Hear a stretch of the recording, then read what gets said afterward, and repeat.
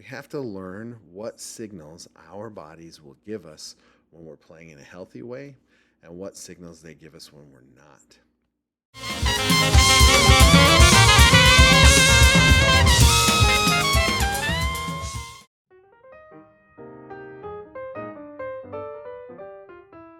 Hey everybody, welcome back to Ryan's Trumpet. The trumpet is a really physical instrument. I don't know very many professionals who have made it through their career without experiencing some kind of injury.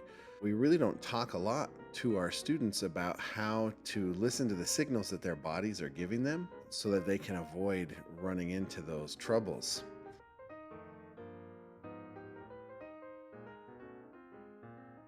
This was certainly true of me. About 5 years ago, I injured myself basically playing on teacher chops in a really intense jazz quintet situation.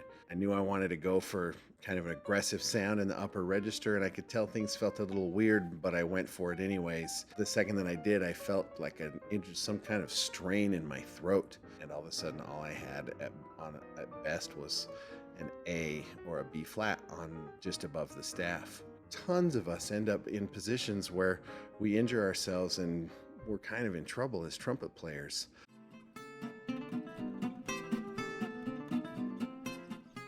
The first thing that I want to address is the physical side of learning to build a relationship with your body where you are able to listen for the signals that it's giving you when you're moving in a healthy direction, but even it's more particularly when you're moving in an unhealthy direction.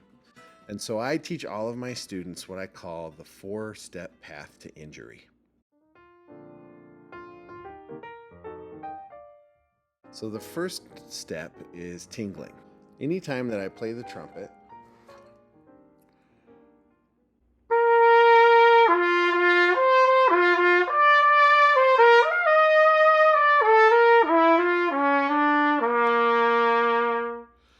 stop and pay attention to the way my lips feel, especially if I haven't played in a while, I will notice that there's a slight tingling sensation that I get in the lips. That tingling sensation that we feel is the feeling of oxygen being returned to the lips by the blood. And we need to pay really close attention to that to stay healthy.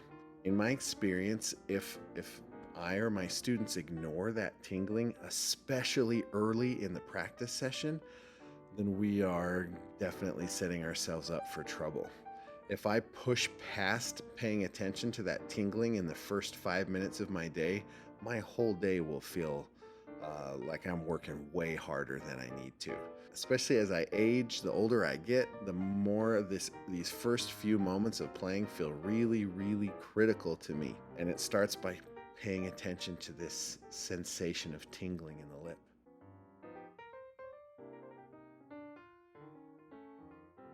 I talk to my students about this existing on a scale of 1 to 10, where a 1 would be a barely perceptible tingle in the lip tissue, and where a 9 would be like really noticeable, almost pins and needles. Not sharp pain, but just a really vibrant buzzing tingle. You want to check in with our lips and see how tingly they are. Kind of put a number on it. If it's up at a 5 or a 6 or a 7, then we need to wait until it comes down to a 2 or a 1 on its own to start playing again. Just checking in with our bodies in this way can be tremendous. It can be a total game changer. The amount of rest that we have in the practice room needs to be governed by the signals that our body gives us. The thing that is teaching me how much rest I need is my body.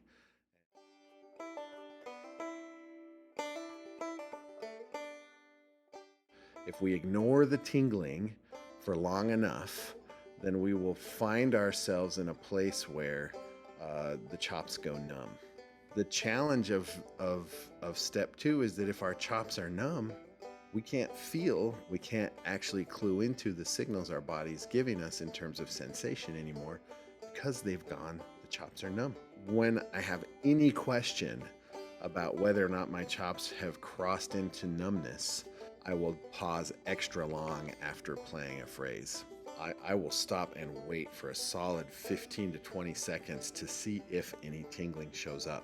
And if it does, then I wait for it to get down to a 2 or a 3. before I start playing again. So again, the tricky part of that second one, if your chops are already kind of numb, you can't tell if you're tingling. So if we've crossed into numbness, we're already on an accelerated path to doing things that are going to harm us as players.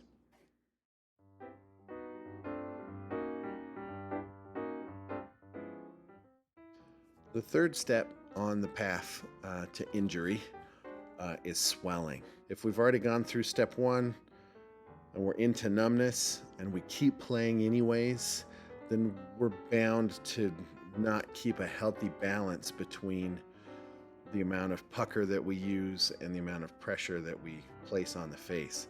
And that balance is going to get out of whack. And it's after we've gone numb, now it's too late to tune into whether or not the tingling is there and what it's teaching us about where our body is. And then we will start to experience swelling. The key to tuning into the signals from swelling, the key there is response.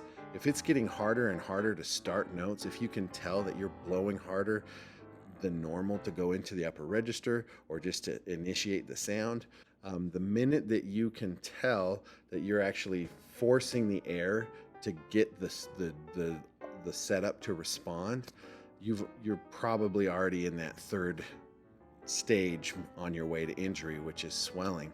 For me, if I take it into a place where there's swelling happening, I actually have to walk away from the practice session and wait for that to come all the way down.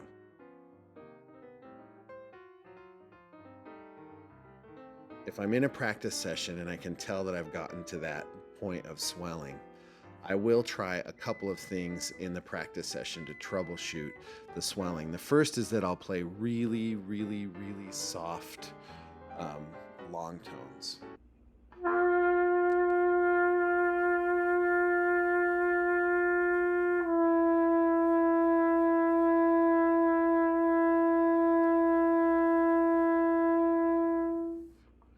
And then I'll see if I get any sensation back in the chops. And I'll just keep going. I might also just play low.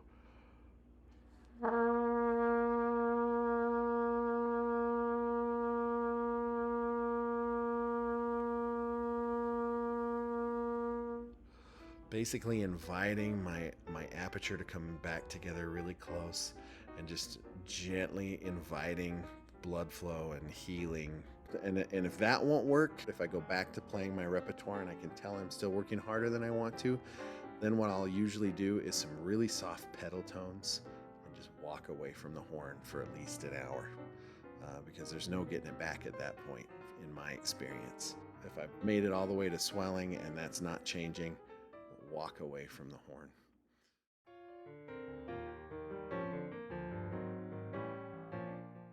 The first step on the path to injury was tingling, right? And we talked about gauging that on a scale of 1 to 10. If we ignore the tingling long enough, then we'll start having the chops feel numb. And that numbness will often lead to an imbalance between the pressure of the mouthpiece and the firmness of the embouchure, which will tend to land us in a place of swelling. We can know if we're swelling by the response getting harder and harder. And the upper register feeling like we have to blow harder and harder to make it work. And then the fourth piece of this is actual sharp pain. There are lots of different possible causes for sharp pain, some of which are not concerning at all.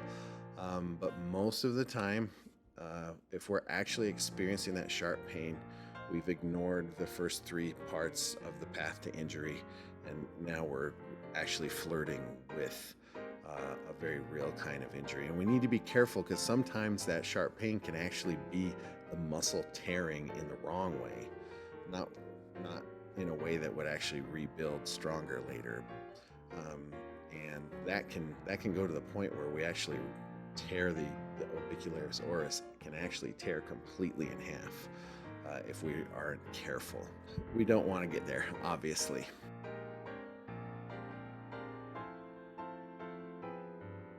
I have found it helpful to make a distinction between sharp pain, like a muscle tearing, or like a really sharp, pointed, actually painful experience, and the discomfort of taking the muscles to fatigue. In my experience, taking it to complete failure didn't really yield any noticeable benefits and often yielded a certain stiffness. I have found myself gravitating towards instead just trying to play as musically as possible and as efficiently as possible, and that seems to train the right group of muscles to be able to do what I want to do on the trumpet.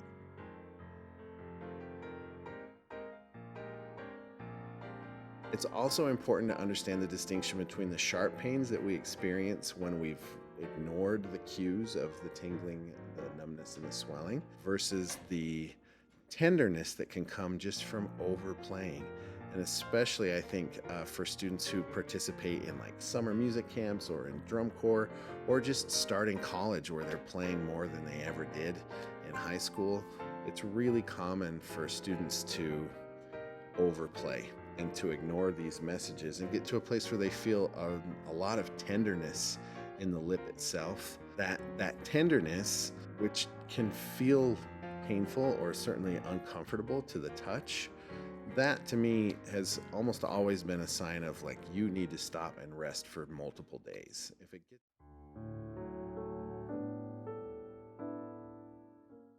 when I can tell that things aren't getting stronger for my practice, I'll check in with those with sleep, with hydration, and with food. And I have found that inviting my students to consider eating what I call sun foods, which are basically colorful plant-based foods with lots of anti-inflammatory properties, that can be really helpful.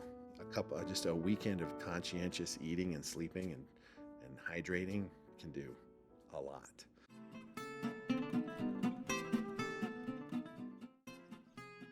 That's it. That's my 4-step path to injury that has been really helpful to me to understand and really helpful to a lot of my students. Hopefully it feels helpful to you. I feel like these are really nice general guidelines for tuning into our bodies. And that's the bottom line. We have to learn what signals our bodies will give us when we're playing in a healthy way and what signals they give us when we're not. If you have any questions, be sure to post them in the comments below. I will see you at the next episode.